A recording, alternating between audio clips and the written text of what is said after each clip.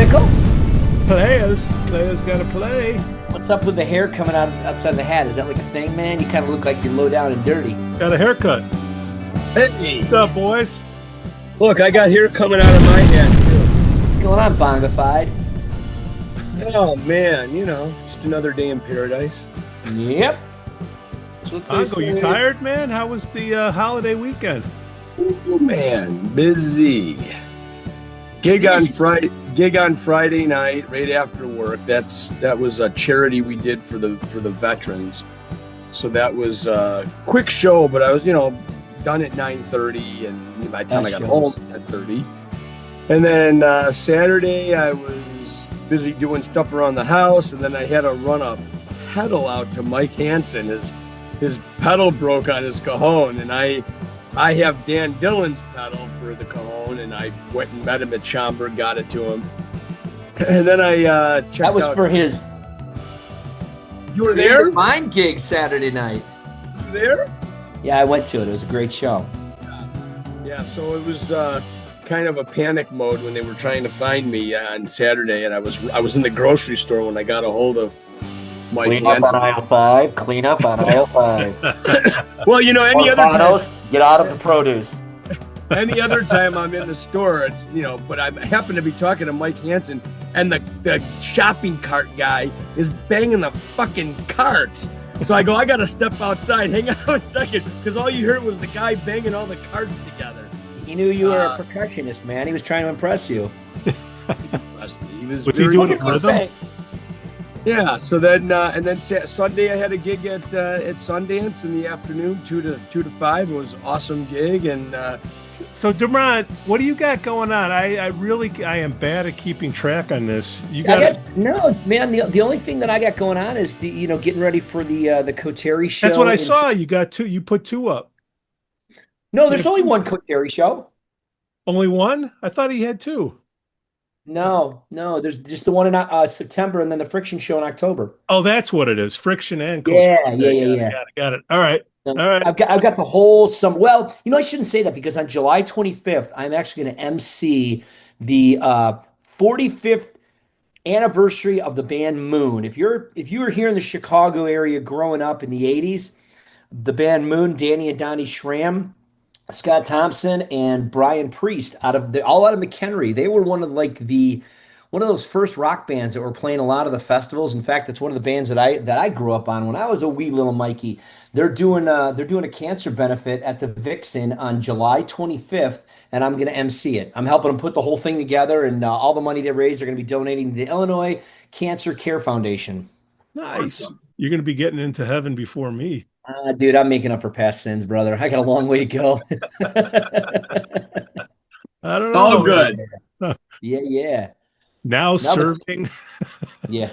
Now serving. Oh, it's So a worm. Saturday. So this weekend I was out. Mike, I'm sorry to make it out to your shows. I was staying out in my neck of the woods. I went and saw Voyage featuring Michael Mojo O'Brien on vocals. He's now singing with the band Voyage. They played Friday night at Bannerman, so I stopped in and saw them for about an hour. And then Saturday, I went out to Huntley, Sohop, to see the incredible Creative Minds. I mean, and Michael, thank you, Mike Bongo, thank you very much for getting that foot pedal out there because, yes, it was sorely needed. It looked like you took it off a motorcycle, though. I mean, that's a weird-looking foot pedal. It's actually Dan Dillon's pedal, and I was borrowing it from him. Got it. I was going to use it for our acoustic show at Sundance. And as it turned out, I ended up not using it because I was able to kind of do the stuff. I was still kind of getting used to it. It is it's not like your typical bass pedal. It's like a bar. No, it's like a bar, and you put your heel on it or something. And Mike was showing it to me. I'm like, dude, what did he do? Rip that off his Harley? It looked like literally like a shifter. Am I right? Yeah, it's unusual. But yeah, no, I told Mike Hansen if he could meet me like in Schaumburg. And I kind of finished up my grocery shopping, got back home, and then got the pedal and got it out to him. So he was appreciative of it. So, and it worked out. So What's usually on the grocery list? I mean, you go to the grocery store. You guys got a list, or do you just fly through and just start pulling shit off the shelves? I have a list, and I'll be very honest with you. I went through that list very quickly because I was being mindful of the time that I would have had to go home, unload the groceries, Right. grab the pedal, get out because I think they had a 6 o'clock show, right? Was it 6? Yeah, it was a 6 o'clock show. I love those shows, those early shows. Yeah. So it was a 6 o'clock show. So I'm like, you know what? I don't Mhm. want to strap him on time. I know he's got to come get it, and then whatever time he's got to get out to Huntley. Yeah. So I was being mindful. I flew through the grocery store. I actually missed a couple items, Did you? yeah, it's okay. My Well, wife, that's it's stuff. My wife put stuff on the list. I can't even read the list. So I'm What? trying to read it. I had a caller from the grocery. I go, what is this first item? I can't read it. And it was like, I don't know, it was some kind of cereal or something. I couldn't read what she wrote. Are we still in the 90s? Like, do you really go inside a store? yeah. Dude, I love grocery shopping is like my thing. I love grocery shopping.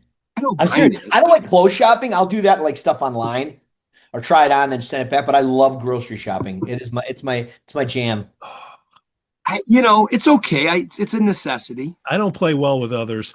You know what? I go online, I put the order in, I pull up, I drop down the tailgate, they throw it in, and I'm out.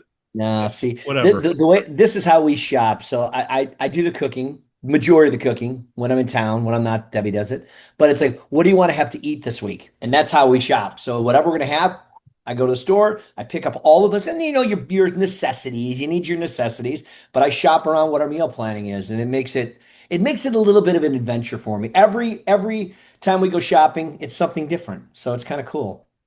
Even in Walmart? So I don't really do a lot. It's funny you said that though. I was at Walmart today, but I don't do a lot of Walmart shopping. I'm not a Walmart guy. I don't dress the part. I I don't like going into Walmart, but I do It like scares pulling up me. and I throw the stuff in. I mean, You're unreal. what are I you got talking a, I got a about? Walmart. Mike Dermott, you probably know where this is at. It's right on Rand Road. Literally, I could walk across the street and go to it, but I try and go on off times. So I'll go Right. like on a Friday night at like 9:30. Because if you go in any other time into that Walmart, it's like the United Nations. I mean, everybody and their mother is there. Yeah. United Nations and the Galactic Interpol. There's 4 ice Awful. vans in front. Yeah, it's crazy stuff. But no, my shopping usually consists of Costco, Aldi, and Woodman's. And then every now and then, I might have to shoot over to Target or Walmart, but I've got it down to they all know me. Everywhere I go, all my grocery people know me. How much is your average bill at Costco? I'm just curious. The planned or unplanned? Whatever you walk out there with, I'm just curious what, because 300 when I bucks. walk out of there, 300. okay, 300. I was gonna say because mine's usually about 275 Yeah. to 300, and that's just me. Okay, I walk by the clothing and I see a sweatshirt or a zip up or Yeah. but I They just throw get it in you. the cart. I don't think about it. I do the same thing. But like for Costco, I get a lot of my meat there. Meat. I'll get my Yeah. meat, chicken. I'll get the big things of chicken. I'll buy my eggs there because they're cheapest there. Fish, sea We get two bass, of the Chilean cartons. sea bass. There you go. I get my toiletries, like your toilet paper and your paper towels and Yep. water, and I like those chomps, beef sticks. I mean, stuff that. But you're right. You go in there. I've gone in there before, like, okay, I'm gonna get that one thing, and we all do it, right? I mean, that's Costco. It could be called Scamco because they know what they're doing. Oh And you got yeah, to get a hot dog. You got to get a hot dog on the way out. That is the best it's like deal it's in like town. this big. Dude, It's buck like it's hot fifty. dog same ever. price for 20 years, $1.50 for That's a what dog she and said. Coke. It's the best $1.50 ever spent. Ever spent. Ever. There he Okay. is. Tony! Tony. Tony. Tony, going, Tony, how you doing? Tony, How we're you talking. doing? We're talking about Costco hot dogs. How it's the best deal, Dude, there's nothing that beats that. right? The last 20 years, you can't go wrong with a Costco hot dog and Coke, man. True story. The CEO basically said that they lose money when they do it, but he refuses to change it because God people bless him. Well, and the tell him chicken. that they'll go in just to eat lunch. And he's like, if they buy something, I made money. There you go. And you can't. Well, you can't walk out of there without spending $300 and getting a dog. Exactly. It's $301.50. I think that was my post a couple weeks ago. It was like, hey, I saved $341.08 by not going to Target to get deodorant. Right? Yeah. That's awesome. Can you buy anything in there anymore? Isn't it all locked up? Yeah, What, the already it's Costco? all behind cabinets. Yeah. I really need the Benadryl, man. Yeah, right. Right?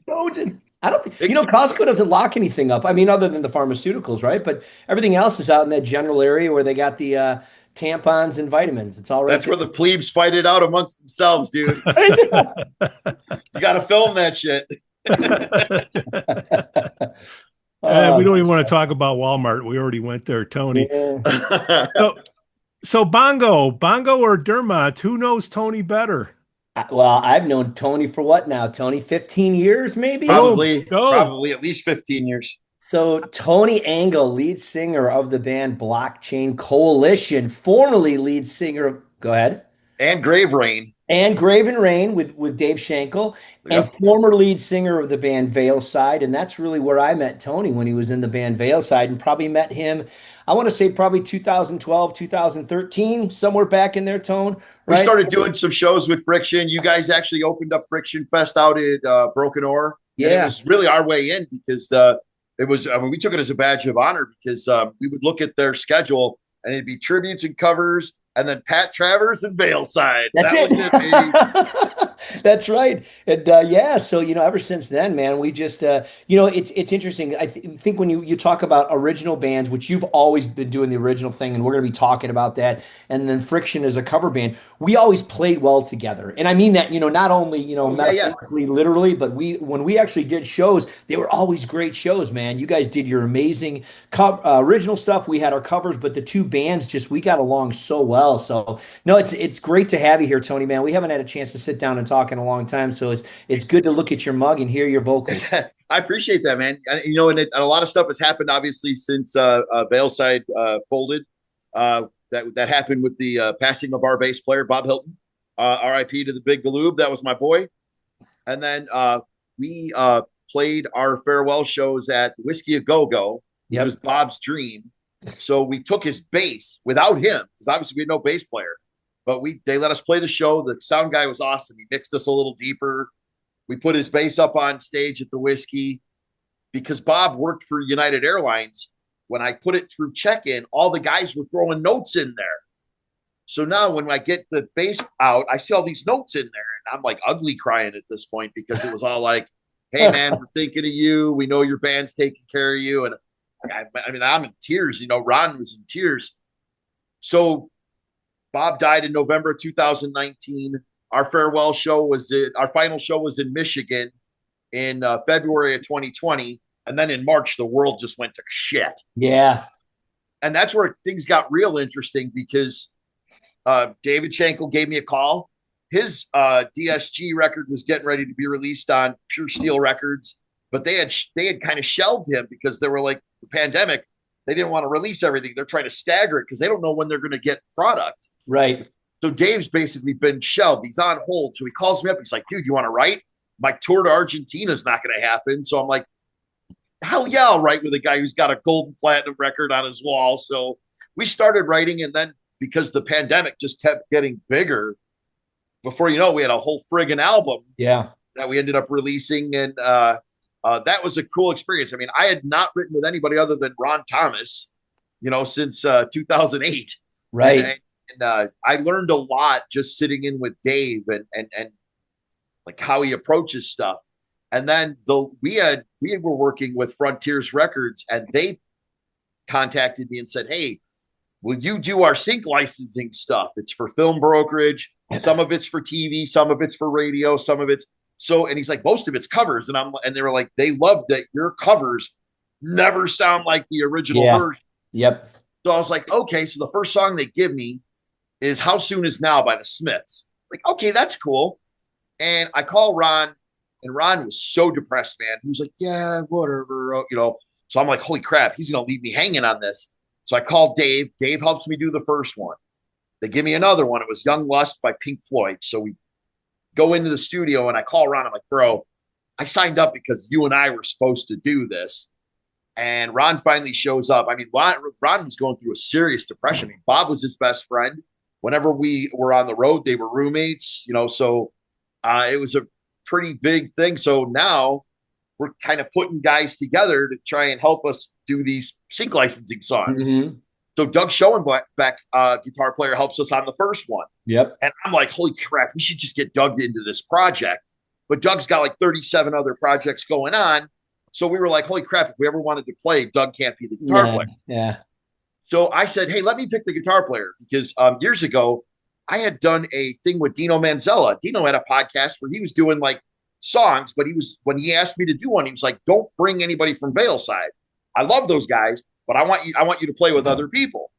So it was me, Dino, and I got Matt Rhodes to come with me, and Dino brought the bass player.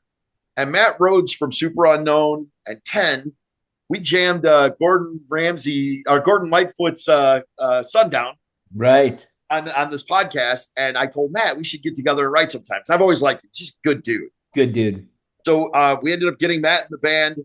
Ron brings in a keyboard player, and now I've got a band with no name, but we're chugging along. And we're making money because the label's paying us to do these cover songs. So we're doing cover songs left and right. And if it's a song that we think is good enough to put on a record, we'll do it. We put 2 of them on the first Blockchain record, and the other ones we'll just kind of bank them and put them out as free promo. You just can't make money on them because either that or you got to pay the sync licensing fee. So we're just putting them out as promo. We've got video out there of Maneater. We've got video of us doing the West End Girls by the Pet Shop Boys. That's awesome. So, I mean, we've done some crazy stuff. The one we're working on now is Life in a Northern Town by Dream Academy. Okay. We turned it into like a dance mix tune. It's pretty wicked. The label, I sent them the demo on Friday, and they were like, I can't wait to see what you guys come up with to finish this.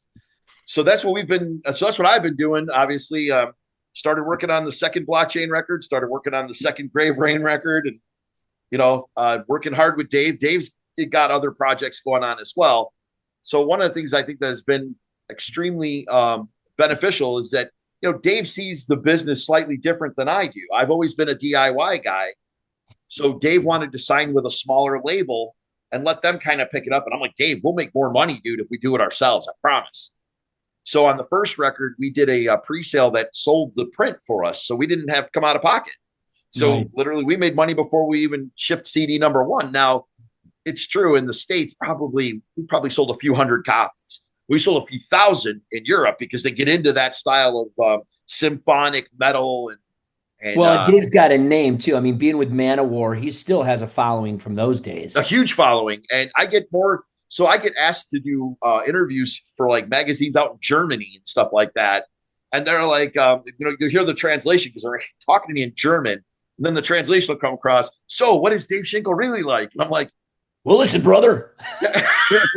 that's kind of funny because I totally want to lock into that Hulk Hogan. Well, I'll tell you, brother. So, but Dave's such a good dude. I mean, he's got a big heart, and like the first song we did together, you have to understand. Like Mike, you would know because you've met me and Ron. Ron and I are two friggin' clowns. Oh yeah, dude. We're hard on each other. So, we will beat the shit out of each other. Yeah. So, and it's just stupid. We'll do something dumb to have fun. So the very first song I wrote is called "The Road to Akron," and I decided to do it as Bob Dylan. So I sent Dave the demo the next morning, and then literally it's like life in computation. I totally expected Dave to call me in like a half hour and go, haha, real funny, give me the real version. That's not what happened. He calls me at like 3:00 in the afternoon and he goes, well, all right, brother, I'm not sure what you were going for here. So at this point, now I'm fucking sunk. I've got to hammer into it. So I'm like, what do you got against Bob Dylan? What the hell's your problem, man? I don't think we can write together. This isn't going to work. And I'm trying to get his goat because he's already busted me out because totally ruined the joke just by going, oh, is this what you really want to do, brother? That's awesome. So, oh my God. So we did the biggest thing we did last year was we did a song for a film that got picked up by TriStar Pictures, but because of the political environment, they have shelved that film. I'm sure. What happened with that film literally was a transgender love story where, like, I guess the guy falls in love with this girl and like 6 months in, he's like, I'm gonna pop the question. Her best friend goes, she didn't tell you she used to be a dude? And he was like, no. Then he breaks up with her, but then they get back together at the end. So it's supposed to be their happy love story. So there's a happy ending? I guess. So to speak. Wait, so this gets better. So he calls me up and he goes, I'd like you to do a song for this film. So I wrote a song called She's Got a Dangler. No Chuck Berry? The label calls me up and they're like, No. you can't use this, Tone. He's like, can you just give me a straight love song? I'm like, no. He goes, why not? I said, because it's not a straight movie. And he's like, you told me you didn't have a problem with that. I'm like, I don't. I don't have a problem with you. That's So- awesome. She's so got we a ended up- dangler. I need Yeah, to right? We ended up writing a song called Never Really Meant to Say Goodbye. And the guys at the film loved it so much that they changed the movie to match the name. Oh, But then obviously with the political environment, they were like, we'll wait a few years. yeah. Too They're bad, not putting man. that film out. Yeah. That's too good. Well, and it was funny because they even asked, they were like, do you guys want to like use a pseudonym on this? I'm like, no, put my name on it. I hope they protest me. That'd be the most action we'd ever got. That's right. Exactly. No such thing as bad press, man. Exactly. Advertisement is advertisement. Exactly. And that was kind of, when I listened to you guys' podcast, I know one of the things you wanted to talk about was kind of the DIY, the business aspects of it, Yeah. And All of it. so I All of it, man. there Spill you it. go. Well, I kind of pushed Dave into that, but now on this record, the second record we're doing is a concept album. It's we were going to originally do, I'd been playing Diablo 4, a ton of it. And I wanted to do like an angel and demon double album. That's just kind of like always. Isn't that like a Coheed and Cambria type thing? Oh, hell yes. So, and lately I've been really, really loving this band, Bloody Wood. If you've not heard them, the song that you got to see is called Tadka. They are an Indian metal band. They sing half in English. The one guy is a rapper, and the other guy's got this American Indian or Eastern Indian? Eastern Indian. Like, Oh. yeah, not Oh Howie. boy. Oh boy. So, and this song is badass, dude. So I was listening to this, and I'm like, Dave, we got to figure out how to do this. He goes, you want to sing a song about spice? I'm like, no, because that's what the song's about. So, and that's the other thing. Like, I was really, really depressed. I don't know if you guys, because I know you did a little bit too, but during the pandemic, do you remember when all those guys were kind of getting together? I honestly thought for sure we were going to get some badass fusion thing that came out of the pandemic. Yeah. Because there were guys from different genres that would like do a cover tune together and post it on. Right. Social media. Jet was doing that a lot. Exactly. And a lot of the guys, like a lot of our guys were doing it, but there were big name guys doing it. And I was like, oh, we're going to get some fusion out of this. And we never did. Never Matter got of fact, traction. we didn't even get any great albums out of the No. pandemic. It was almost like everybody was like, well, we made our money, let's go home. And then because they couldn't tour, and nobody makes money on the record, so I guess they didn't want to put any effort into it. Right.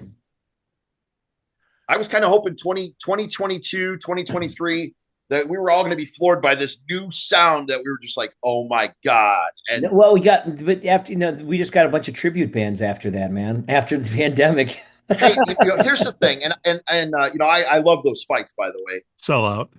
Here's the thing. It's not a sellout. I'll be honest with you. I say it all in I jest. say it. I Now, love all those guys. Pete, imagine for a second you and I got Friday night free. Yeah. And we're like, dude, let's go out. There's some band we never heard of, some band playing Judas Priest, some band that's just an 80s cover. We're going to go with the one that's safest because we know what's going on, rather than some dead bar with some shitty band that you're like, oh, that was garbage. And that's the hardest thing. You want your band to be associated with a good time out.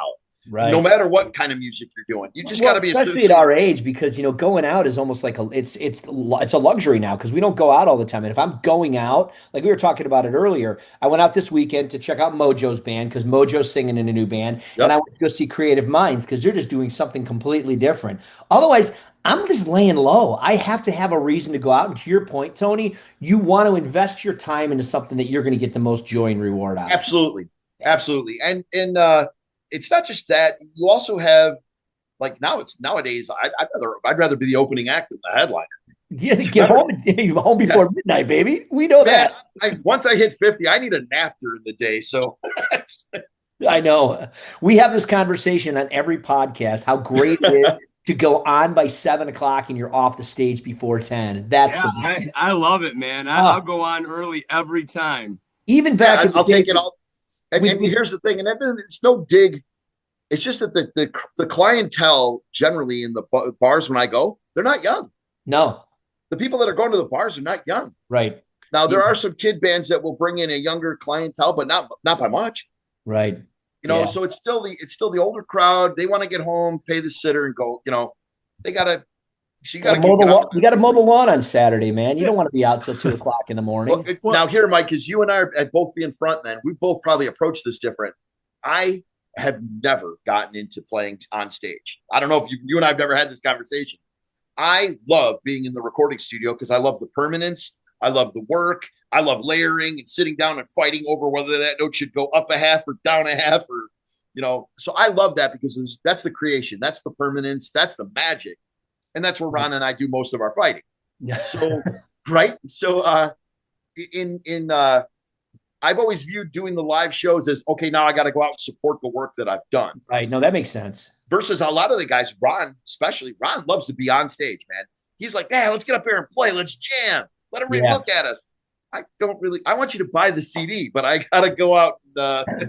Well, and I could see that from an original perspective, but as a cover guy, I want to be on stage. I mean, the one thing I don't want to do is be in the rehearsal studio once a week covering REO Speedwagon. It gets really, really old. Oh yeah, it gets really old. So we have a room out at Fort Knox. Yeah. For rehearsals, and our rehearsals are threefold. It's a writing session because we're writing originals for the next project. Right. It's a rearrangement session if we're doing a cover song for the label. Like, how are we going to do this different? When we rock this up, we can strip it down. What do you want to do? Like, and we've often invited other people from our scene to come and do. Bill Covert. We ended up doing a Def Leppard song. They wanted Hysteria, but as a cabaret. Oh wow! So I was like, okay, cool. My bass player is a Chicago firefighter, so his schedule's messed up. I'm like, dude, don't worry about this one. I got a guy. I called Bill Covert. Yep. Bill came in. He got a check from us. He's not going to get rich from it, but he came in and helped us cover the Def Leppard song. That's awesome. And then Kevin Ward from Kashmir came in, and we sang "Smuggler's Blues" as a duet. Oh, okay. That's. I'm just trying to. Is that Glenn Fry, right? Yeah. Glenn Fry. So we're just trying to change up the song and kind of make it different than the original. So every once in a while, I'll do something like pull that left field That's type awesome. thing. I love that. That's good, man. Good collaboration with the local talent. That's awesome. And you get to see kind of how the other half lives. Yeah, the guys who actually make money at this shit. Yeah, that's good.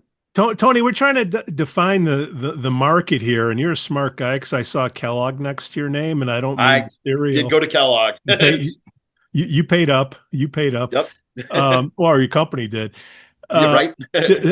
There's a suburban music scene, there's a city music scene, and there's tribute bands in both. And is there like a Joey DeMarco scene and a Double D production scene for the city? How would you define it? Okay, so only in the sense that there are some bands that I believe would be classified as a DeMarco band. Yeah. Now we've worked with Joey, and I think Joey's been absolutely fair to us. But we're not one of his, like, he doesn't have to fill in a calendar for us every month. He does with other bands. Right. And the city scene, only because we don't play a ton in it. We've kind of nibbled on the fringes of it, but it seems like the city is a little more cutting edge. The suburban scene, it seems to have a little more action because you have nicer places, your Blarney Islands, Broken Oars, packed, just Dance, the Vixen, Rock House. I mean, you got some. We're playing the Vixen. We're opening for King's X at the Vixen on July 6th. That's going to be a great show. Yeah, we're pretty excited. Last year we got to do the farewell tour for Mr. Big. We opened for those guys. Right. And so years ago, Eric Martin did a show. We opened for him at Tailgaters, and I conned my way onto his set. I went up and did a song with him. That's kind of like the highlight of my music career because Eric Martin, no shit, is in like my top 5. Phenomenal vocalist. So we go in the green room and we're singing the song, and he just stops the guitar. He goes, "Dude, you're like 2 packs of cigarettes and a bottle of whiskey." I was like, "Oh, Well, if it makes you any difference, I would trade with you any day. So That's crazy. So yeah, we ended up doing 30 days in the hole. Nice. But we did it on his set, so my leg was shaking the whole time. If he comes up and fucks up my set, that doesn't matter. Right. But I'm on his show now, so that was a little scary. What is the defining line? Is it Elmwood Park, Tony D's? Oh, where's the gray matter? Gosh, I don't know. Because Elmhurst? I was gonna say we've been honored to play Tony D's a couple of times. Sound in there is pretty decent. Last time we were there, they said that we were a little bit loud, and that people in the front row kind of had to move back just because it was so loud. But we've always enjoyed that. The guy that owns Tony D's also owns Jamos. Jamos. I always say this damn thing wrong. Which one? Which is it? Yeah, I hear Jamos. I usually Jamos. Okay. Yeah, so we did Jamos in February. We opened for Ara, and then we went to Tony D's. Same owner for the two clubs. Okay. So I think he kind of handles it. Pete, that's a great line of demarcation. That's probably it right about there. Because he owns the Suburban club too, and that's the bigger one. I'll bet you that's the line. That's the neutral zone right there. Well, just trying to define the market there, because you have youngsters like us out in the burbs, and then you have the even more younger people in the city, and there's just two different. Like, there's more tribute, I think. I'm pulling this out of my ass. No, it's in the burbs. More in the burbs, and then you have more of the cover in the city with the kids and the DJs and the bands. And you get a little bit more live original in the city too, because there's probably more dive bars that can accept that kind of. They don't, they only need 30 guys and their place is packed. So that's probably why the city is more open to playing the original acts, just because. I don't need as many people to pack my bar. Well, let's add another line then. Reggie's Rock House is definitely a city bar. Now, is that a tweener? That's city bar. That's a city bar. South Loop, outside. But the bands that go in there, to me, that's the bar that's in the city that accepts all the stuff that's happening out in the burbs. They do a little bit, but there's a lot of original. Okay. They'll have like a punk night, a rock night. Yeah. Yep. I remember we accidentally stumbled onto a punk night, Valeside. It was Valeside and 4 punk bands. We sold more merch that night than ever because we didn't sound like the other bands at all. And we were awesome. We thought we were going to get killed, and it was the other way around. We were the only band that didn't sound like 3-chord Molly. So, you think punk's going to come back? These kids aren't angry enough. They got nothing to be angry about. You know what it is? It's all of us. It's all the Gen Xers just complaining on Facebook. Yeah. So, no, we're the curmudgeons. I think we've reached that get off my porch level. Yeah. We were on that level when we were 20, though. Yeah. No, when we were 20, we kind of didn't care. We were like too cool for the room, dude. We were like, fuck this shit. We don't care. But now we're the old curmudgeons. We are. We have. I'm actually kind of disappointed in my generation, just because I think the boomers screwed it up for everybody. That's how I think it went down. But Gen X just was kind of like apathetic about it. Screw it. Yeah. But everybody's copying Gen X music. Well, actually, everybody's copying everybody's music. So what?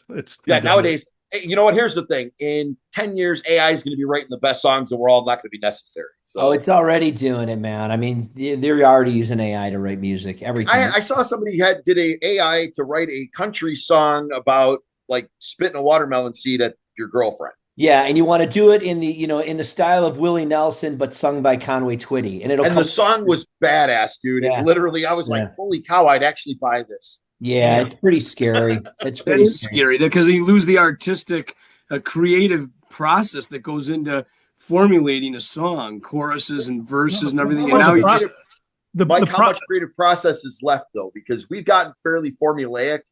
We all know what constitutes a good pop song. Verse, chorus by 45. You want to be at the chorus by 45 seconds, and you want your song no longer than 3 minutes 30 seconds. It's a format. So generally your formula is verse, chorus, bridge, chorus out. And put in some whoa-whoas and na-na-na, and you're good to go, man. That's Tony, you're speaking my language. So to be a prompt engineer in music, right? The creativity, it goes to the next level where it's not so much of getting in the weeds of that, but knowing that what you just said, to put that in to generate something new, that's good. Well, and here's the thing. I got to give a huge shout out to my engineer and producer because I've used this poor dude since 2012. And he does his own music as well. He does a project called Mechana, which is almost like celestial death metal, but every single album of his is a chapter in a continuing story. So he's telling one giant story, and he's got an insane fan base. His fan base will complain. But if they didn't, not enough growling in this tune. You used the girl too much because he's got two singers. He had a girl who sings angelically, and then he's got a guy who's just growling the shit. And his fan base, boy, they argue with all the time. And I told him, hey man, that just shows they care. Exactly. It's when they're not saying anything, but I get it because his YouTube videos literally like, man, this isn't as good as the last one or blah blah blah. I'm like, that wouldn't offend me. That just shows everybody's invested. Right. But Joe Tiberi has been my engineer now, like I said, since 2012, and I've learned an absolute metric fuck ton of good stuff from him. And I'm a huge fan of of Contact because I like to make the songs as epic as possible. And sometimes we'll just sit down, cut the lights, and go down a rabbit hole and just try and build out like an entire world to put your song into. Oh, fine, Tony. What's the best song ever written then? Well, to me, the best song ever written is Comfortably Numb. Good choice. So I'm a huge Pink Floyd is probably what really got me into music, although Def Leppard's really what made me want to be a singer. Joe Elliott's my idol. And I got to hang out with him for a couple of days. My friend Nikki actually was friends with his girlfriend at the time. So we got to hang out backstage, and I picked this poor dude's brain. I wouldn't leave him alone. I spent most of the evening trying to steal his lighter. He had his lighter, you just touch it, it lit. And so he'd light his cigarette. I'd take his lighter. I'd light my cigarette, put his lighter by my cigarettes, hoping that if I had it last, I'd get to walk out with it. That's a story. He didn't let me steal his lighter. So, but Def Leppard absolutely been Joe Elliott's my idol. But I don't write like him. Joe writes to phonetics, and I can't make Cream Bop Shaboogie Boo sound cool in a song. He can do that. So I tend to write more to syllabic count. I write more like my other idol, which is Maynard James Keenan. I'm a huge Tool fan. So, and like Ron, who's a drummer, my drummer, he's always like, man, that's just a bunch of noise. I'm like, how can you say that? You're a drummer. And he's like, dude, it's just a bunch of paradiddles and, tom play. I guess, but so I made him come to the show on their last tour. They were touring on Fear Inoculum, and I bought tickets right behind the sound guy. So I know we'd see everything. And Ron, to his credit, stood there, watched the whole show. We get out. He turns to me. He goes, I still think it's a bunch of noise. But that is one of the top 3 shows I've ever seen. Wow. Tool puts on an amazing show. And he and I have seen Maiden 6 times. I was going to say, I know you guys are Maiden fans because we bumped into each other a few times. I took my son to Maiden on the last one. And then so Gavin found out that they're doing their 50th anniversary. He comes up to me and he's like, hey, we're going next year, right? They're coming to America next year. I'm like, what, are you buying your ticket? I only buy the first hit. After that, the drugs are yours, son. That's it, man. Now you're hooked. It's supposed to be a great tour, man. I guess the set list, they're going deep on everything. It's yeah. So I'm a huge fan of the Seventh Son album. Moonchild's my favorite. It's not on the set list, but they're doing Seventh Son of a Seventh Son. Yep. And they're doing the Clairvoyant from that album. Yeah. And I was like, all right, that's cool. I'll go just for that. I'll be there. With my kids. When's that tour coming to town? I'm not sure. So it's not till next year because they're actually touring Europe this entire year. They just started like within the last week. They did their first show. Correct. Yeah. 5/27 was the first show. Yeah. And that's with the new drummer. Yep. So Tony, when it's like midnight and I'm editing this thing next week, what's your favorite go-to song that I can find online to open up the show with? That he performs or Caught in the Undertow by Blockchain Coalition. Okay.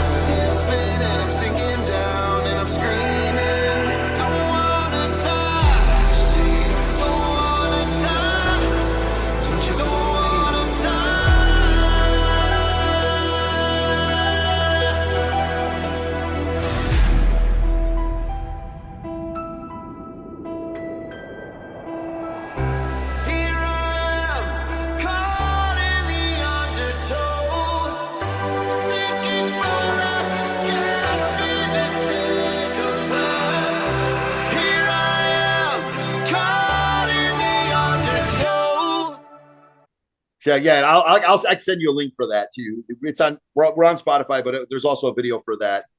So one of the guys that we did film, these guys are an independent film company, and they asked us to do songs for them.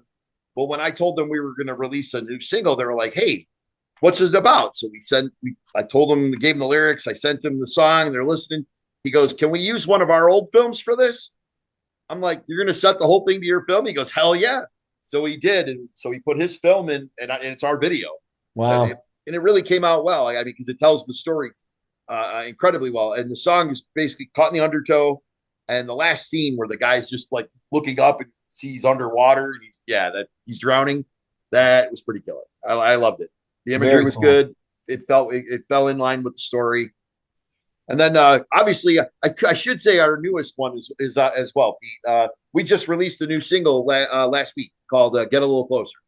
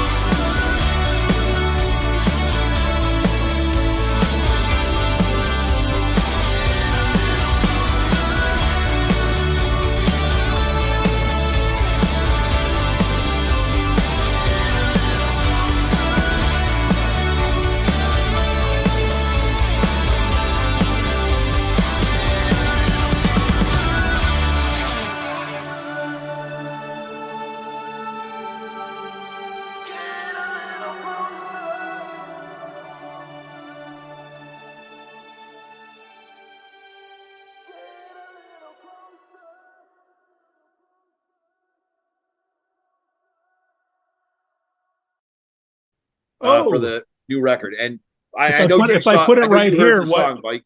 If I put it right here, why should? Tell me more about it. Get a little closer. Yeah. That's the new song.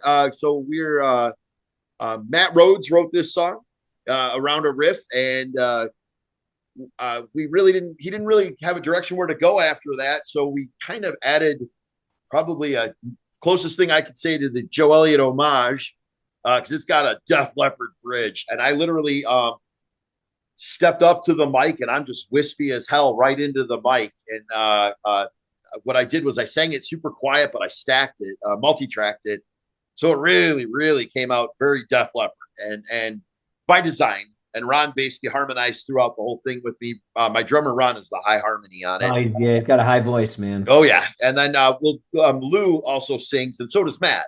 So Lou Pascalidis is our keyboard player, and this is kind of a scary thing being in this band, because in Veilside, Ron and I were the two songwriters. The other guys really didn't write. I mean, Sharon would come in with riffs, but Sharon's like, "Hey, when you write something, I'll enhance what you've got." But she didn't really come in with like a song. She'd come in and go like, "Hey, check out this riff. All right, let me see if I can write something to that."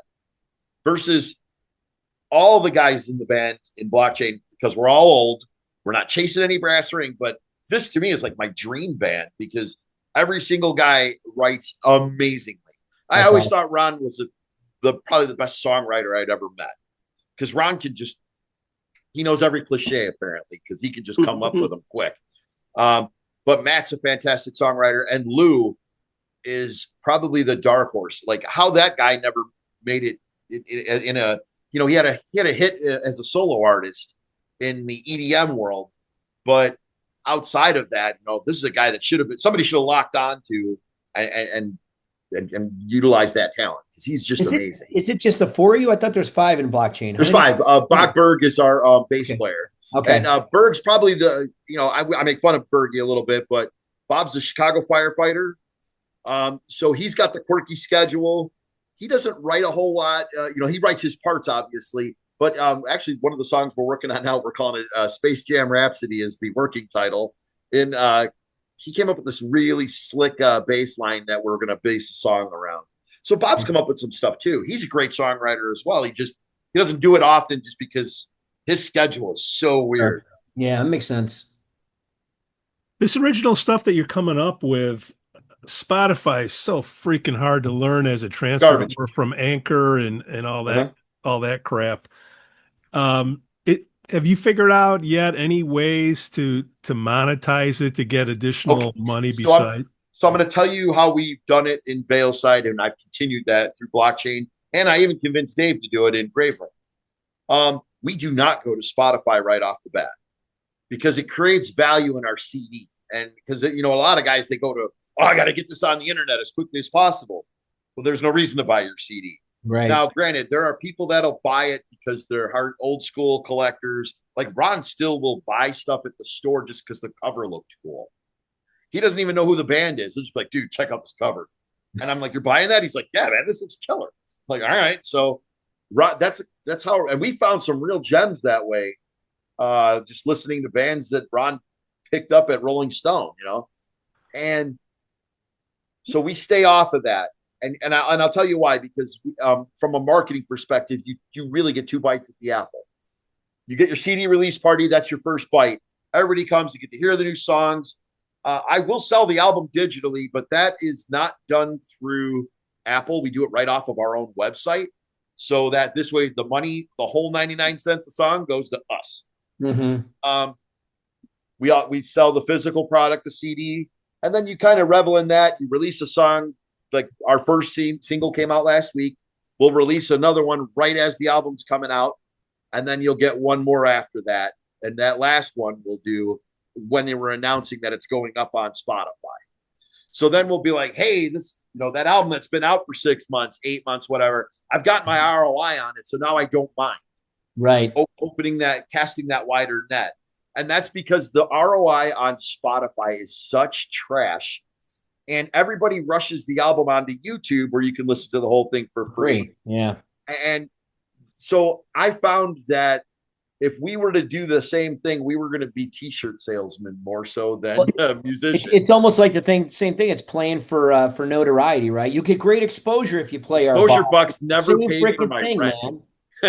Yeah, I never understood that, why people race to get it up on these free platforms. Well, not necessarily. Well, it's like, part of it is you want to join the lemmings. You do.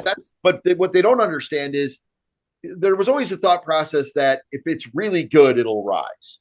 And that's not true, because the inundation is so much that it is literally a barrel of crabs. Absolutely. The only way that you're going to get somewhere on it is if you get something that kind of hits viral and where people like, check out this video, it's funny as hell. Trying to think of, there was a band called Affiance that did a song called Call to the Warrior, and what they did was they played Rock Band to their own song, and it was frigging hilarious. Like, the guy smashes the lamp and breaks the guitar, and he's like, fix the guitar, and he puts it together, and all of a sudden he's soloing on this little fake guitar. It was so hilarious. The song was amazing, and they literally got signed off of that. That's good, because it was so creative, so out there. I mean, that was even there 10 years ago. So nowadays, literally, it's the same thing. Nobody's looking for, let's build a sustainable product that keeps getting better over time. The days of development are gone.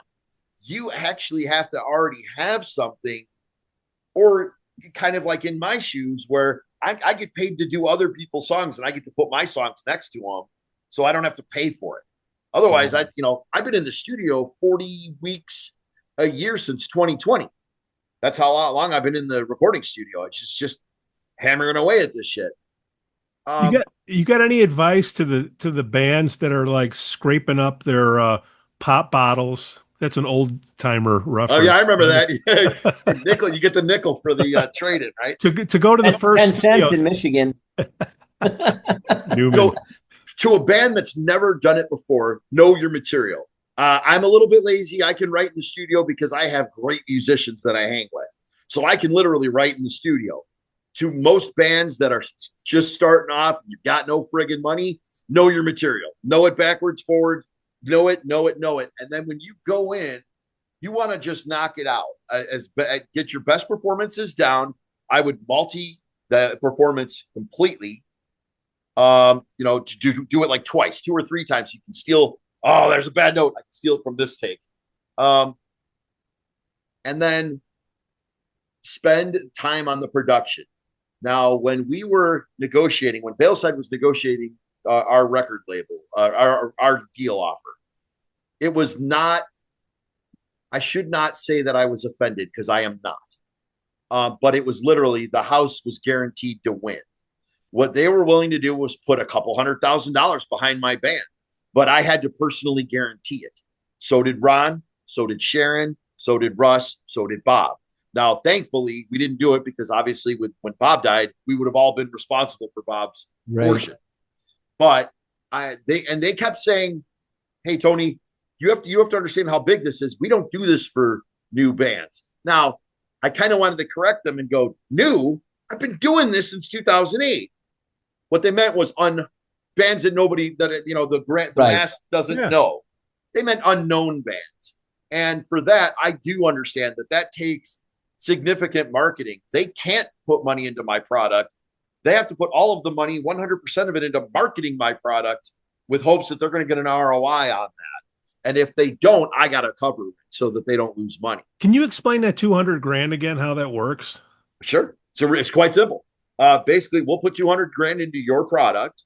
Yeah. And your units, you have to sell enough units to cover your $200,000. Otherwise, if you do not, you're on the hook. Pay it. Wait, who's taking the risk here? The band is. That's literally where the market's at today. Yeah. Nobody does developmental nothing. I want to. Hey, we were so honored that they were willing to put any money behind it at all, that we were kind of fawning over ourselves to go sign. But they're not. They weren't. Exactly.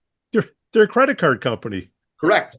That's exactly what it was. It's a bank with a market who actually has a bit of marketing sway with the public, because it was a known label. Yep. So But it was Frontiers. You know, they're American back when That's the way they do everybody, though, and that's why they got correct. such a bad name. It's almost like music as a service. It's not even really an industry. It's No, well, so I got to clarify that because back in the day, we got approached by a company called Dirtbag Records, but they were like a clothing company. They literally wanted you to sell dirtbag clothes at your shows and stuff like that. So, is that but like Warren Stars competition? Did you that was take the thing. We offense to couldn't that? do it because my bandmates were all Warren Star Warren Star guys. Bob and Ron were all decked out in the Warren Star stuff, and because those guys were in Warren Star, I was wearing Affliction because I got that through Vinnie Paul. Yeah. When he was in Hell Yeah, he hooked me up with the guy in Affliction because I was the only guy not wearing any clothes. I mean, I was wearing naked. Clothes, I don't remember those shows. You think no, I was at the NAMM convention, but I wasn't naked, but I should have been. So behind the veil. that's right. The piercing the veil. Hello. So, and actually, it was kind of a funny story behind that because how that all happened was I made a football bet with him, and I think he was trying to like get my goat because I was like, dude, I don't want to bet cash. You have way more money than me. Was this Vinnie Paul? Yeah. So I'm like, let's not bet cash. I'll bet a case of beer. And he goes, you're on. Case of beer. All right, cool. So Colts lose the damn game to the Saints. He sends me a thing. I reached out to him and I said, you know, hey, I'll pay up. Send me what you want. So he goes, I want a case of Saison DuPont. So I look it up. It was like $400. Of course. So to be a prick, I bought the damn case. I took one of the beers out and I send him the whole case of beer minus one bottle. He gets it. He takes it, sends me an empty bottle back signed. It said, don't ever fuck with me. Go Cowboys. So that's good. So when I ran into him at NAMM, he was like, I can't believe you paid up on that, dude. I cannot believe you did. And I was like, oh, I would always pay up. I said, but I drank that beer. I wanted to know what $400 beer tastes like. And he was what does it taste like? Yeah, how is it? I hated it. It was too weedy. A lot of hops. Yeah. So he goes, so he introduces me to the guy that he's worked because he was signed with Affliction. So he got me a deal with Affliction. And when Gavin went to kindergarten that year, now this will tell you how long ago. Gavin's a freshman in high school. Gavin went to kindergarten that year. I got this giant box. It looked like a refrigerator had come to the house. When I opened it, it was hangers. Gavin had every Affliction shirt in a kid's size, hoodies, shirts, track pants, you name it. And the note just said, so that your little man looks like he's ready to go to school on good threads. And I was like, I love this company. I don't care. That's cool. Most people would always associate it with the muscle, the douche guys. I used to wear Affliction, and people used to. Hey, man, that company was so good to me. I love those. I still talk to them. Are they still around? Because, it's funny. Oh, yeah. I'll see like old Affliction stuff, but you're right. They got a bad rap, and I liked their clothing. I thought I still have a vest of theirs that I freaking love, but it's one of those things like I don't want to wear it because it says Affliction, and people kind of give you a hard time over. But I think they have great clothes. Yeah, and so like I said, I always wore I wore the stuff on stage because it was free. So yeah, right. And I am not above being a whore. So no, nothing wrong with that. Slutting yourself out, bitch. Tony, Mike, for the new bands. Okay, we covered studios, and what about product like drumsticks, guitar strings, all that? So let me tell you this: the more creative you can get, the more lively. Like you actually have to kind of put some serious thought into your merch table, especially as an original band, because you want them to remember you by something. So Ron would always try to come up with funny stuff for our T-shirts. We even did a tour book one year. Penguin Publishing hit us up. We did a book, with like, you'd go to my page and you'd be like, Tony's favorite band is Tool and Def Leppard, and that kind of stuff. And we just did a limited run. But those things sold out, and I think one of them sold on eBay for like $300. Wow! So I thought that was pretty cool. So I was trying to see if I could find mine because I know mine's in a box somewhere. I could probably put that up and make some cash. I would say to this, like with the drumsticks, unless you're getting endorsed, I don't know if the drumsticks are really the right place to put your money because they are expensive. But if you're looking for stuff just to give out to fans, is that kind of what you're talking about, Pete? I'm just saying in general, like, Wolfie, you did drumsticks. So you usually see like the cracked drum head, if you're endorsed, and I think you say Wolfie, because I think Wolfie and Ron are endorsed by Tory. I think both of them work for Excel Drumsticks. And if I'm No, sorry, I think Wolfie's on Scorpio or Scorpio. okay, I was going to say if I was wrong, I was going to apologize. I'm looking at a set right now. I was like, let me apologize to the kid. I don't want to throw him under the wrong Yeah, bus. no, he's with what symbols are they? Starts with a T. Well, how did he get there is my point. It's because if you're a new band, you don't got any fucking money and you're not getting paid. Honestly, you know how we did it? We went out to NAMM. NAMM. We went to the NAMM convention with folders and just handed them out. And ours were cool. They said stuff, we know what you can do for us. Here's what we can do for you. And we would outline, Veilside plays 70 times a year. We average over 10,000 fans a year, you know, blah, blah, blah. We play Cadoc Rock Fest. We play this festival. We play that festival. And so a lot of the times the companies were kind of like obviously the company I kept leaning on the most because I live in Chicago, the burbs, was Shure. Because, you know, they're in Niles, you know, that's my home company. And for the longest time, they were just giving me the Heisman pose, the stiff arm. But after a while, they were like, hey, we'll give you a cost deal. So I don't have to, that's cool. Yeah. That's the way that a lot of them do it. I know Turkish Symbols is who's Wolfie's with, and he gets a discount on stuff, right? And I know on his sticks, he gets a discount on that. So it's not a full endorsement, but he definitely, like you said, cost or maybe 10% below cost, which still is awesome. But the key is you got to be out there playing. You can't be in your garage. You can't be correct. You got to be out there gigging it up. And the cool thing, like Wolfie, because he was so young, and again, being this prodigal drummer and getting all that attention, I think they latched onto that early with him. Like, okay, you know, we're going to place a bet on this kid because he's got that potential. And, you know, we'll see where it goes. But I played a show with him when he was 12. I know, dude, it's insane. I mean, I watched and it's not just the drums. He can play guitar. He can play bass. He was just born with that talent, which really pisses me off because he has a good voice too. He can pretty much do anything he wants. Well, I assumed it was Tavo that just kind of like laid that love on him and then just stepped off and said, look what I created. Yeah. They're like, hey, Tavo, you should have had more kids. You could have had a super band. He could have had a great band. He missed that opera. Well, who knows? He may have kids out there that he doesn't know. He has a band. He just doesn't know it yet. There you go. It's called The Unknowns. So Veilside used to do Breaking the Silence. We would do an autism awareness charity concert every year. We raised over 200,000, and we're just local knuckleheads. That was a great, not because it was a benefit. It was because it was a benefit. It was a great event. And that really family event. Yeah. When I think about the Coteries and stuff, a lot of what I do is because of what you guys did. I know that Friction played in a few of those, and every time it was a great freaking show. Matter of fact, I have a picture of me up on stage with you guys. Yeah. I'm standing next to Cobra with taking pictures while he's playing. You and I used to have air guitar battles up there. Heck yeah, dude. The lead singers with no talent. We're just, strumming. That looks like a C chord, Mike. No, it's D. G. It's a G. It's a G string. Tony, you brought up attendance, and we've brought this up a few times before. I mean, you've all heard of Pollstar. Because if you're going to bring in a national act, it's good to see how they get routed through. I think we can get something like that for the local area. So if you're a new band, you go in there, even if you're a veteran band, you can see how they drawed. Do you think the owners would be for it? Some have been for it. Some have been Here, the problems, Pete. The problem's not that. Now I'm going to give a huge shout out to not just Mike. No blowing smoke up your ass, Mike. You put a lot of bands on in front of Friction, but Richie and Seventh Heaven, Richie will put anybody and their brother in front of him, give you a chance. Because Richie wants you to be successful, because this way, if he's not playing that club, they're not going out of business.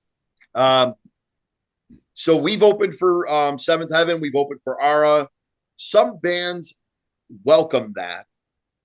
Other bands treat it like it's a hassle. Now, there are some bands that pay it forward, and I think Richie gets it. He just does, and he pays it forward and gives other bands. Like, I'm not trust me, if my band is the next best thing, we're in trouble, guys. Scene's dead. We're all over 50, so we're not next best nothing. Speak for yourself. We're just there we go. Damn it! You just crushed my dream, dude. Yeah, but we're having a good time. We're really enjoying it, and I love the songs that we write, but.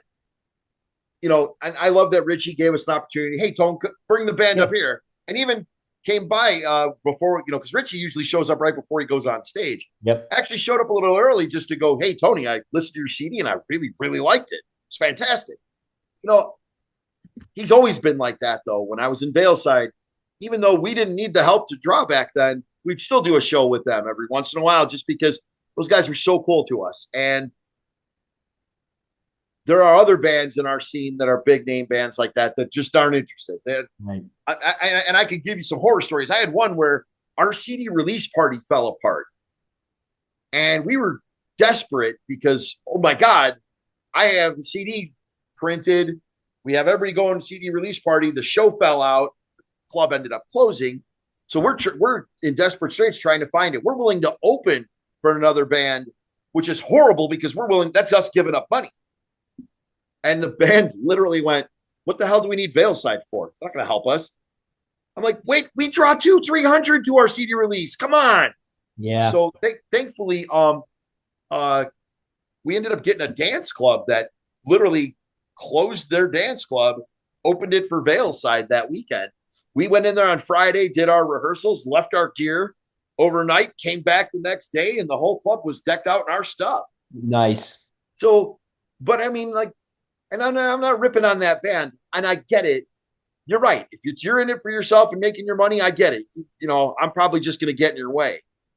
But if you're really paying the scene back, you really should be giving all of these other bands a shot, especially if you fit musically. And especially like my band's the safest simply because we do a good chunk of covers in ours. Now, granted, they don't sound like the original, but we do a big chunk of covers. So we're going to warm up a crowd well. But for the most part, most of these guys are good, but I get it. Some guys, you know, hey, if I got another band out there, it means I got to split my money with them. Right. I am not doing it. I think it goes both ways, though. I don't know. You guys are playing, I'm not. But to me, it'd be like, you know, do I want to take my weekend and go to this club that I haven't heard of? What is their track record of attendance of other bands similar to this to see if it makes sense? If I want to accept the gig, you know, go through there. I think it would be nice to have something like Pollstar, right? To be able to do that, because it's like any other type of review shopping. You want to know what you're getting yourself into. It's like a restaurant. You want to see what the write-up is, what's on the menu. You just don't want to walk in blindly and say, "Hey, give me the veal." You have no idea. It's kind of funny on that though, Mike, because we opened for Striper at Tailgaters one year. Yeah, we've opened for him a few times, but we had opened for him at Tailgaters, to where I have to move my merch guy outside. Thankfully, it was a summer night, but I mean, he's selling every bit of floor space. And I run into the owner, Bob Zaleski, who's one of the nicest dudes in the whole scene. And I'm like, Bob, you look chapped. What's wrong, bud? And you just sold the place out. And he goes, Tony, the average drink ticket for Striper is $11. Yeah. And I was like, oh, well, what's the average drink ticket on a Veilside show? He goes, 38. I was like, well, our crew does drink, so it's but so, and it kind of depends on where you make your money. Yeah, you want a big crowd, but at the same time, you want to make sure that you're not in business to break even. And that's a great point. I can remember times when we would play. I'll use the Broken Oars example. We'd get a good crowd. We didn't get the big. I mean, we didn't have the Seventh Heaven crowds, the 16 Candles, the Modern Day Romeos. But when it came to receipts at the bar, Friction crushed them every day. we had a lot of our fans drink. Our fans drink. I think they have to. They have to, man. I'm gonna listen to Engel for the next 2 hours. I'm gonna get a drink. Tony, you brought up merch a few times. Any advice for merch other than don't do it? No, absolutely. You have to do merch. You have to? Okay. Okay, so here's the thing. To any band, if you are going to leave Chicago, and I would say conquer your hometown first. But we used to, we developed a pretty strong following up in Michigan. And we played a club up there called the Music Factory. And on the regular, we would take bands with us. Hey, you're a new band. Maybe they played our charity show that year. Hey, come with us. You'll get to play out of state. You're not going to make a ton of money because nobody knows you. But you'll get to get out of state and really see how your music stands up on its own. You don't get any friends. It's all your music. And I can't tell you how many bands would go up there, Pete, and not have any merch. So let's say that I really did like you. It's your first time in Michigan. And you come back 10 months later. I don't remember you by then. Yep. You have to give me something to remember you by. So that you have to have merch. You got to have the shirt. You got to have the basics of the shirt is necessity. And you can get more creative depending on who you work with. I work with Jason Moit who does laser engraving for for Soil, for Papa Roach, a couple other bands. So he did like flasks for us, leather cuffs, water bottles, beer growlers. So you get unique stuff just with your name on it, which I think is kind of cool. And it's unique. You don't need to buy a ton of it because, if you do that, you're sitting on them for a while. And then you should always do a tchotchke, a keychain, a lighter, something you give away. A koozie. Hell yeah. And I'm glad that you said that, because I think one of the biggest mistakes a lot of bands make is they give merch away. And you're right. You got to have the stuff to throw out to the crowd, right? Whether you said beer koozie, the tchotchke stuff, do not give your shirts away. Sell them. They're too damn expensive. Correct. I'll see people throwing stuff out there. It's like, you're $15, $20. I mean, you're launching that stuff. Well, and it's because they're frustrated that they're not selling enough of them. So they're like, we'll just give them away. Maybe that didn't sell. You might as well start handing cash out, because that's Correct. And, and then in terms of the other merch you want to get into, Pete, you want to get into stuff like every other band will carry, but then you want to do something unique. Like I said, the one year we did the tour book. 1 year we did not just baseball caps, we did the beanie hats, the winter caps, and then Dave liked those, so we did those for GraveReign too. Then you do the guitar picks, the sticks, that kind of stuff. Yeah, because it's more nowadays. It's not necessarily enough to build a fan. It's really, they want to get to know you. They want to know how you write. They want to know what you're, because then they go, hey man, I'm gonna go check out my friend's band. And we may know each other just through shows, but because you spend so much time with them and they've gotten a personal view of you, they kind of view it like that. And that's kind of how Veilside viewed their fan base. Our fans were family, man. Come on over. But Tony, who's selling it? Who's holding the inventory? Who's taking you have someone doing it for you within the band. So hold on. When I was in Veilside, I carried the merch because the singers don't have any gear. And this gives me an excuse to not have to carry a drum. That was the thing. All I wanted to do was get out of carrying Ron's drums. Ron's snare drum weighed like 60 pounds. It's a solid steel ring, and it was a custom-made thing. Now, it sounds bad. It sounds like a gunshot when he hits it. But I don't want to carry that damn thing. Right. I don't want to carry his cymbal racks. I don't want to, because he carries them in like this giant, hell with that. I'll bring in the T-shirts. So I've got a merch guy too. Didn't that Mike guy used to sell for you? Mike still sells for us. Okay, so Mike Heron has been, I've been friends with his family since I was 18 years old. Okay. So I was really close friends with his older brother, and but he always got into the music scene. He's always enjoyed it. So we were like, Mike, we put him to work, and we would just beat the crap out of this poor dude. Yeah. Beat the snot out of him and film it. Debbie was always good for selling my merch. And whenever Debbie was behind the booth, those were always our best days of selling. That woman could sell everything. See, that's the thing. If we could get a pretty girl to do it, we would absolutely do it. But instead we've got Mike going, hey, yo. All you young guys out there, get a pretty girl to work your merch table. That's you're going to sell everything. And no, Debbie's not available to sell your merch. So that's right. Tony, what shows you got coming up? So we're opening for King's X on July 6th.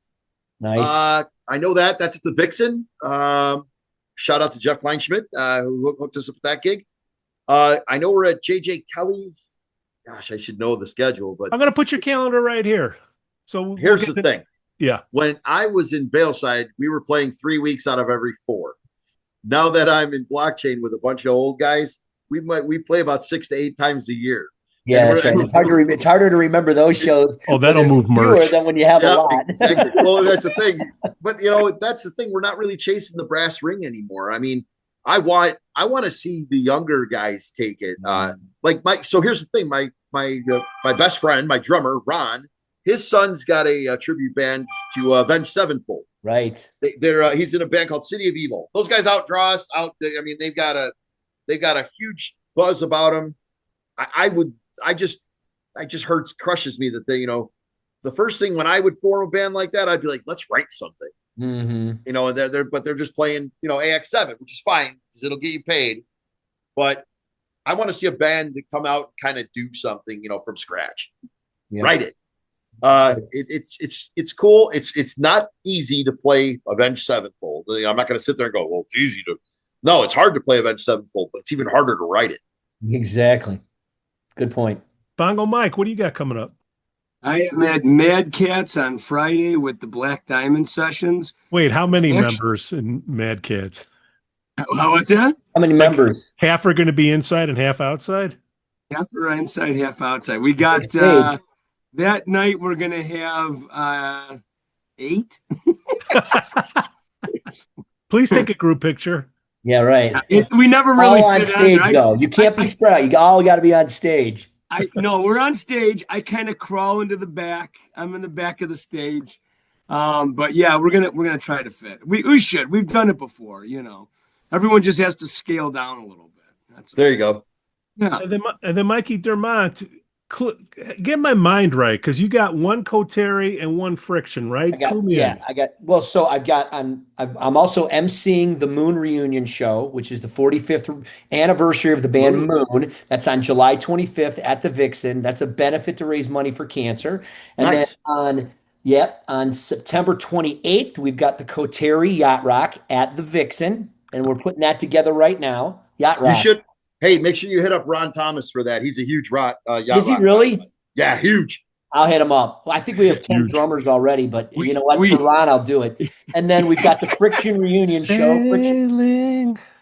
Oh, me we away. added It's that not on. on the list. No, dude. It only counts if Michael McDonald's making the. And then we got the Friction reunion show, October 25th, 28th at 25th. Happy Halloween.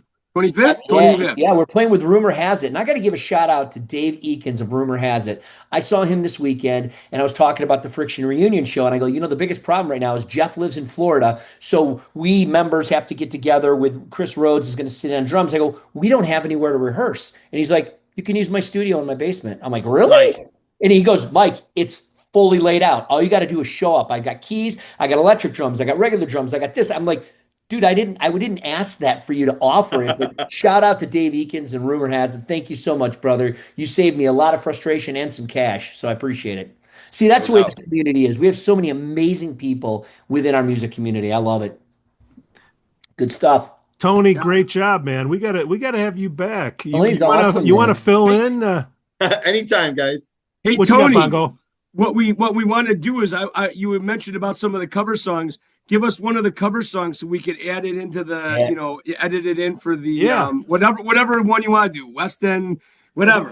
Is on our Which one do you like, though? Which one? Which one do you want? Ron actually put a GoPro on his front bumper, and then we sped it up, slowed it down, so it's like going through Chicago real fast. It's kind of cool. Which song is that? West End Girls. Okay, Yeah. let's do that one. You Yeah, guys let's used do to that do a one. killer.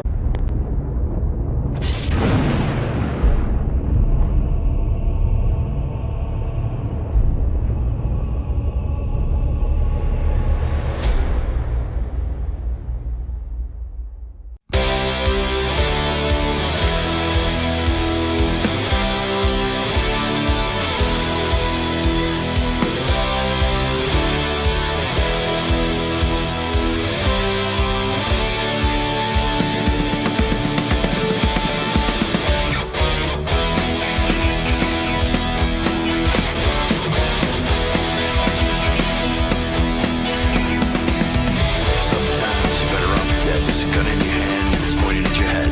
Think you're mad, too unstable, kicking down chairs, knocking down tables in a restaurant in a western town. Call the police, there's a madman around. Roll around, underground in a dive bar in a western town. Western town in a dead world. Eastern boys, western girls. Hey, western town in a dead world. With Eastern boys, western girls. Western girls.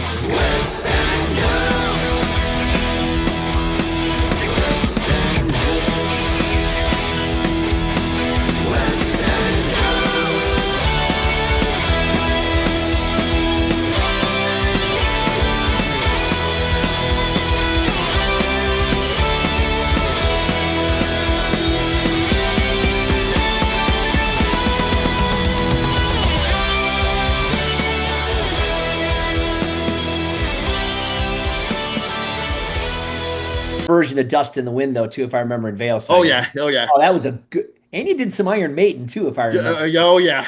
Dude, you guys, yeah, they're a rich. I mean, not to compare you to Pino Farina, but Pino's able to take a cover song and make it its own. You guys have been doing that for a long time, and I mean, you'll be listening to a song. It's like, God, this song. Oh my God, it's that fucking song. It's pretty fucking good. It's awesome. My favorite is we were at the NAMM convention one year, and I'm going line. I just wanted to get a picture autographed by Josh Todd of Buck Cherry. And I asked if he could sign it to Veilside because I'm going to throw it up in our studio. And he goes, Veilside? Hold on a second. He grabs his phone. He comes back. He goes, is that you? And it's he had Dust in the Wind on his playlist. Oh my God, that's fucking hilarious. He's like, is that awesome. You? I'm like, yeah, that's us. He liked it, huh? He loved that version. See, what a compliment that is, man. That is awesome. Good for you. Tony, you're a pretty cool cat for a Kellogg dude. Right? Hey. That's just where I had to go make money. I had to get, and honestly, the funniest part about it was I went to Lewis for my undergrad, and I wanted to be an accountant originally, and then I worked at Arthur Anderson for a summer, and went, holy shit, I don't want to be an accountant. I don't want to be. Did they put you out at the camp over here in St. Charles? Did you have to go to that big campus? Yes. Dude, that fucking place was insane. So then I was like, what do I do? Because I don't want to start over. So I just went to Kellogg and got my MBA in finance. So yeah, Arthur Anderson was a cult, man. It was a fucking machine, dude. Drink the Kool-Aid. Yep. Cookie cutter humans. Mikey Dermott, Bongo Mike, Tony Engel, thank you so much for another episode of the Hogpod Podcast, Chicago's #1 music. Appreciate you guys, and see you Take soon. care, boys. See you sometime nice soon. to meet you, Tony. Bye-bye.